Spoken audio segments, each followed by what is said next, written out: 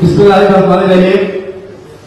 বাংলাদেশ জাতীয়তাবাদী দল বিএনপি গাংনী উপজেলা শাখা কর্তৃক আয়োজিত আজকের এই শীর্ষ আলোচনা সভার প্রধান অতিথি হিসেবে আমাদের মাঝে উপস্থিত আছেন গাংনী উপজেলা বিএনপির সংগ্রামী সাধারণ সম্পাদক জননেতা জেলা আসিফুজ্জামান বাবুল ভাই। প্রধান বক্তা হিসেবে উপস্থিত আছেন মেহেরপুর জেলা কৃষক দলের সংগ্রামী আহ্বায়ক জনাব মাহমুদুর রহমান।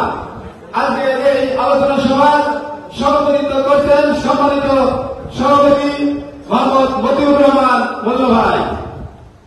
গাংনী উপজেলা বিএনপির সকল অঙ্গ সংগঠনের নেতৃবৃন্দ উপস্থিত, সকলকে জানাই যুবদলের পক্ষ থেকে সংগ্রামী সালাম এবং অভিনন্দন। আসসালামু আলাইকুম। উপস্থিত নেতৃবৃন্দ, আপনারা জানেন 2001 সালে অষ্টম জাতীয় সংসদ নির্বাচন অনুষ্ঠিত হয়। অষ্টম সংসদ নির্বাচিত হয় 1 অক্টোবর, আজকের সেই দিন। আজকে এই দিনে অষ্টম জাতীয় সংসদ নির্বাচনে ব্যাপক ভোটের মধ্য দিয়ে ভোট বিপ্লব দেখিয়েছে দেশনেত্রী বেগম খালেদা জিয়া।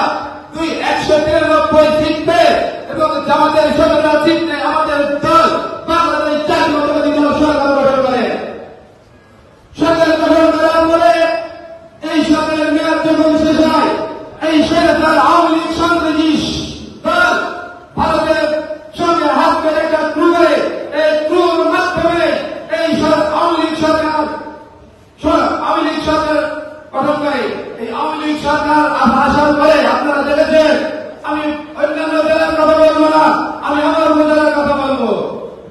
আপনারা দেখেছেন এই আওয়ামী লীগ সরকার গঠন করার পরে যারা গরুর দালালি করেছে, যারা ছাগলের ব্যবসা করেছে, যারা এই গান্ধী বাজারে ফুটপাতে চিন্তাই করেছে, তারাই কিন্তু এই উপজেলা এবং পৌরতে দায়িত্ব পালন করেছে। কেউ হয়েছে উপজেলা চেয়ারম্যান, কেউ হয়েছে পৌর কমিশনার।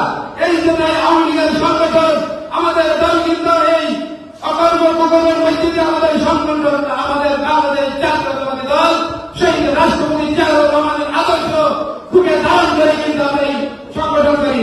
আমরা সংগঠন করি দেশের নেত্রী বেগম খালেদা জিয়ার আদর্শকে বুকে ধারণ করে কিন্তু আমরা এই সংগঠন করি। আমাদের নেতা জনাব তারেক রহমানই হবে আমাদের দলের আগামী দিন প্রেসিডেন্ট, আগামী দিন সরকার প্রধান। তাই সংগ্রামী নেতৃবৃন্দ, আমি আপনাদেরকে উদাত্ত আহ্বান জানাবো, বর্তমান যে অন্তর্বর্তীকালীন সরকার, এই সরকারকে আমরা সার্বিক সহযোগিতার মধ্য দিয়ে দেশে একটা শান্ত শৃঙ্খলা মধ্য রেখে আমরা একটা সুষ্ঠু নির্বাচন চাই। এই নির্বাচনের মধ্য দিয়ে আমরা দেখতে চাই দেশনায়ক জনাব তারেক রহমান আগামী দিনের সরকার প্রধান। সংগ্রামী নেতৃবৃন্দ, আমি আপনাদের ধৈর্য সহকারে আমরা 16টা বছর পার করতে পেরেছি। আমরা কিন্তু সঙ্গে 6 মাস 1 বছর পার করতে আমাদের খুব বেশি একটা কষ্ট হবে না। তাই আমি আপনাদেরকে আহ্বান জানাবো, আপনারা শান্ত থাকবেন, আপনারা জ্ঞানদাম ফেজাল থেকে দূরে থাকবেন। দেশের তারেক রহমান বলেছে দেশে কোনো জ্ঞানদাম ফেজাল চালাবাজি হবে না। আওয়ামী লীগের চালাবাজি সন্ত্রাসী দল।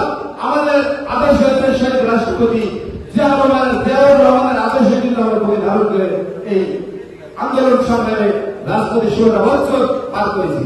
আমরা কিন্তু খুব বেশি দিন না, খুব শীঘ্রই কিন্তু আমাদের দল সরকার গঠন করবে। আর তার জন্য কিন্তু সার্বিক সহযোগিতা এই অন্তর্বর্তীকালীন সরকারকে কিন্তু আমাদেরই করা লাগবে। যদি আমরা না করি তাহলে আমাদের ভবিষ্যৎ কিন্তু খারাপ। এই জন্য আপনারা ধৈর্য সহকারে অন্তর্বর্তীকালীন সরকারকে সহযোগিতা করবেন, বিশৃঙ্খলা থেকে দূরে থাকবেন, কোন জ্ঞানদাম ভেদাল করবেন না। আওয়ামী লীগ কিন্তু আমাদের কোন শত্রু না। আওয়ামী লীগ একটা সন্ত্রাসী সংগঠন, আওয়ামী লীগ হচ্ছে আমাদের প্রতিপক্ষ দল। আমরা তাদের সঙ্গে জ্ঞানদাম ফেসাদ করাতে চাই না। আওয়ামী লীগ বিগত 16টা বছর যে অকাম কুকাম হামলা মামলায় নির্যাতন নিপীড়নের মধ্যে সারা দেশটাকে চালিয়ে পুড়ে সরকার করেছে, আমরা কিন্তু সেটা করতে চাচ্ছি না। আমরা চাচ্ছি যদি আওয়ামী লীগ যদি ভুল পথে পরিচালিত হয়, আমরা কিন্তু